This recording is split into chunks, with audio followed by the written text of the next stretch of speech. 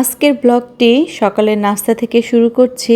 সকালের নাস্তা থেকে শুরু করে সারাদিনে কি রান্না করলাম, কি খেলাম এবং সন্ধ্যার আগ পর্যন্ত যা যা করেছি সবকিছুই থাকছে। আসসালামু আলাইকুম। যে যেখান থেকে আমার ভিডিওটি দেখছেন, আশা করছি সবাই ভালো আছেন, সুস্থ আছেন। আমরাও আলহামদুলিল্লাহ আল্লাহর রহমতে ভালো আছি। সকালের নাস্তার শেষে আমরা আম খাচ্ছি। বাচ্চাদেরকে নিয়ে আম খেয়ে তারপরে আমি চলে আসবো আমার ডাইনিং টেবিলটা ক্লিন করার জন্য। ডাইনিং টেবিলটা ক্লিন করে তারপরে আমি চলে যাব দুপুরে রান্নার জন্য। চালটা ধুয়ে ভাতটা বসিয়ে দিব। ভাতটা আমার দেখুন অলরেডি হয়েও গিয়েছে এখন। এদিকে আমার কাজে সাহায্যকারী মেয়েটাও চলে আসছে, তো ওকে ওর কাজগুলা বুঝিয়ে দিয়েছি ও কি কি কাজ করবে। ওকে বললাম সাদা দরজাগুলা সব সুন্দরভাবে মুছে ফেলো, ঘর মুছবে আর উইন্ডোগুলা মুছবে, থালা বাসনগুলো ধুয়ে দিবে। তো এই কাজগুলাই ও করবে আর আমি এদিকে আমার রান্নার জন্য সবকিছুই কুটে বেছে নিয়েছি। আজকে যে একটা মিক্সড সবজি করব, মিক্সড সবজিটা আমার প্রেসার কুকারে দিয়ে সিদ্ধ করে নিয়েছি। প্রেসার কুকারে দিলে একটু সময়টা সেভ হয়, তাড়াতাড়ি হয়ে যায়। তো খুব বেশি আমি সিটি দেই নাই, প্রেসার কুকারে 2টা সিটি দেওয়ার পরে নামিয়ে ফেলেছি। আর একটা চুলায় বসিয়ে দিব মুরগির মাংস। মুরগির মাংসর পাগল আবার আমার ছেলেটা। ছেলে মেয়ে দুইটাই পছন্দ করে, কিন্তু ছেলেটা বেশি পছন্দ করে। সে তো স্কুলে চলে গিয়েছে, ডে শিফটে আমার ছেলের স্কুল। একবার স্কুল শেষ করে কোচিং করে তারপরে ও বাসায় ফিরবে। মুরগির মাংস রান্না করতে যেয়ে সেই ছোটবেলার কথা মনে পড়ে গেল। বাড়িতে কোনো মেহমান আসলে তখন কিন্তু মুরগি রান্না করা হতো খুব আয়োজন করে। 90 দশকে যারা তারা জানেন, তাদের নিশ্চয়ই মনে আছে। ডিম, মুরগির মাংস এই জিনিসগুলো কিন্তু মেহমান আসলে খুব যত্ন সহকারে রান্না করা হতো এবং আমরাও ছোটবেলা খুবই মজা পেতাম আর শুধু মনে মনে দোয়া করতাম যে মেহমান বেশি বেশি করে আসুক, যেন বেশি বেশি ভালো মন্দ খেতে পারি। তো যাই হোক, মুরগির মাংস রান্না আমার প্রায় শেষের পথে, কষাচ্ছি আর কি।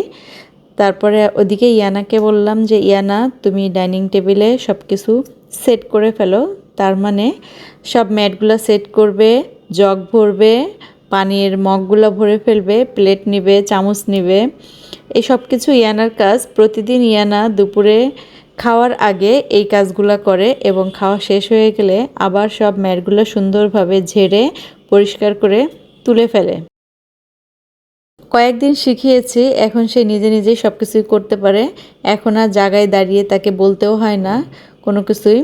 ইয়ানা ক্লাস 1-এ পড়ে, তো সেই হিসেবে মাশাল্লাহ আমার মেয়েটা অনেক ম্যাচিউর। সে আমাকে অনেক হেল্প করে, তার নিজের ঘরটা সে গোছাতে পারে, কিন্তু সবসময় সে গুছায় না। আমাকে হেল্প করতে হয় এবং আমাকে বলে বলে দিতে হয়, বাচ্চা মানুষ তো।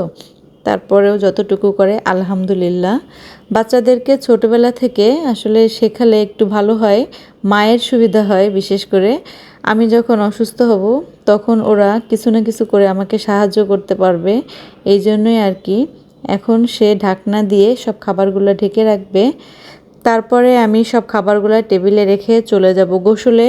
গোসলটা শেষ করে নামাজ কালাম করে তারপরে খেতে আসব।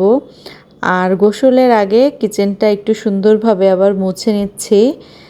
যে রান্নার যে তেলগুলো ছিটে গিয়েছিল সেগুলো আবার সুন্দর করে পরিষ্কার করে মুছে নিব। তো আমার মতো এরকম অনেক আপুরাই করেন। তো এই অভ্যাসটা কিন্তু আগে ছিল না, সংসার করতে করতে সব কিছুই অভ্যাসে পরিণত হয়ে গিয়েছে।